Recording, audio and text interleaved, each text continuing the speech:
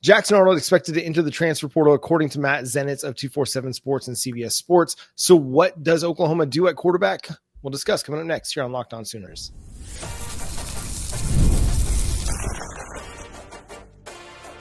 You are Locked On Sooners, your daily podcast on the Oklahoma Sooners. Part of the Locked On Podcast Network, your team every day.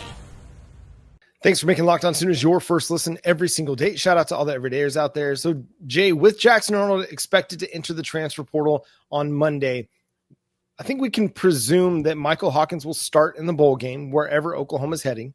Mm-hmm. But what do we do after that? Where is Oklahoma going to go? We got to go portal shopping, right? Or do you feel like this is going to be a program that's ready to ride Michael Hawkins? We're going portal shopping. We're probably going to go for somebody a little bit more experienced because I do think that Hawkins needs just a little bit more seasoning. Unless Ben Arbuckle's offense is that simple and he makes it that easy for him that he goes out there and does it. Honestly, you're going to need another portal. You're going to need the quarterback, get one in the portal. That way you at least have a stable of competition. And if Michael Hawkins wins it, boom, you've got your quarterback going forward. If he doesn't, he has the opportunity to redshirt, and then he could truly get himself developed and going like he planned to initially. And then the year after, he can go out there in the field. So there's plenty of options around that. But if you want me to be honest, I'm just waiting for John Mateer to hit the portal at this point. We've talked about him the last couple of days, and y'all think that we know something. We don't. I'm just telling you, when you read the tea leaves, that's what I do. I only read tea leaves and only talk about what's public. And right now, the tea leaves and the public is saying if Jackson Arnold's leaving, it's probably because there's a sense that there's a quarterback coming in. Ben Arbuckle just got here. He ends the portal right after signing day. So if that's the case, I sense that John Mateer is probably on the way. Now, I know that Washington State's going to find a way. They're going to try to find a way to raise enough NIL funding to keep him around. But, I mean, Cam Ward bounced. No shade against you guys. Love you, Cougs, but Ben Arbuckle's gone. I really feel like it's John Mateer. Do you think we should go for a portal guy, or do you think we can ride it what we got? Well, I think you have to go to the portal, especially given you don't really have much room to go 6-6 again next year. You have to improve. You've got to find some experience to lead your offense and continue to develop Michael Hawkins. We've seen some glimpses of the talent that he's got and the things he's capable of. But I think, like you said, he just needs to continue to develop. And listen, if they get into spring ball and it looks like that Michael Hawkins is by far the better option than John Mateer, then, dude, ride him. Like, let him be your quarterback. But find some experience, solidify the position with a veteran so that you have a solid floor. You know, if it's John Mateer's team, then by all means, it's John Mateer's team or another portal quarterback. But also give Michael Hawkins an opportunity to compete, give him some first team snaps, because if for some reason he has to be ready to go, make sure that he's more ready to go in 2025 than what he was in 2024. I mean, he had some really good moments. At the same time, he looked like a true freshman at times. And again, like we just talked about with Jackson Arnold, not completely Michael Hawkins' fault. The circumstances around Michael Hawkins weren't the best situations either. Yeah. And so continue to develop him, let him work behind an offensive line that's getting better and is going to have more talent with it on the depth chart this next year, some wide receivers that are going to be healthy, and maybe he can flourish as well. I think if you don't go the John Mateer direction, that's going to be where things get interesting, because there's not a lot of like great dual threats that are available in the transfer portal as of right now. I mean, right now you're looking at Miller Moss as kind of the next best after Mateer. Mm-hmm. And assuming Mateer enters the portal, this is all assumption, right? We're all speculation, right?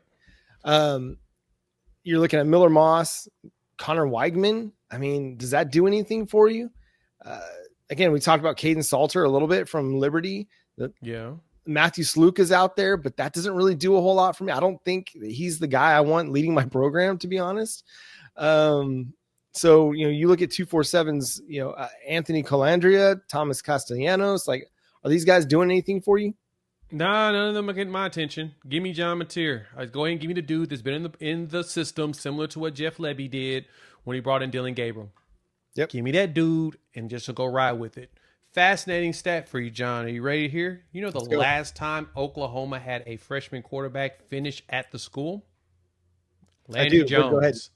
Landry Jones, 2010, was the last freshman to come into Oklahoma and actually leave from the school, because everybody from him up into today, from Spencer Rattler, Caleb Williams, and now Jackson Arnold, everybody else were transfers in. They weren't part of an actual recruiting class.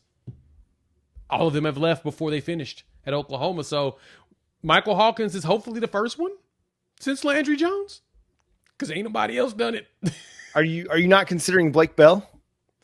I mean, Blake Bell moved to tight end. He doesn't count. Okay. Hey, listen, I know people are going to say it in the comments section, so I want to make fair sure point we're clear here what our parameters are for this discussion. Because to actually be a starting quarterback and graduate at quarterback for his entire career. Yeah, for the entire career.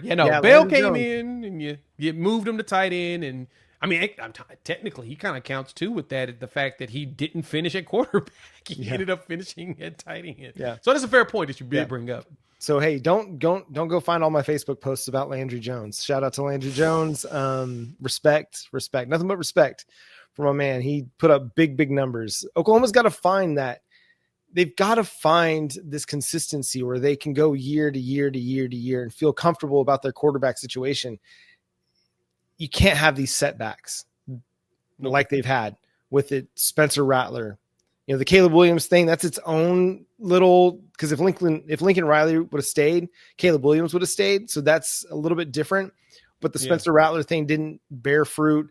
Dylan Gabriel didn't finish his career at Oklahoma. And again, I stand by, Dylan Gabriel wouldn't have moved the needle with this team. They would not have been better than 6-7 or 6-6. I don't think on this team with the offense that they had and all the injuries that they had. So, but yeah, it's just, it's so crazy where Oklahoma's at quarterback wise compared to what we were just a year or 2 years ago.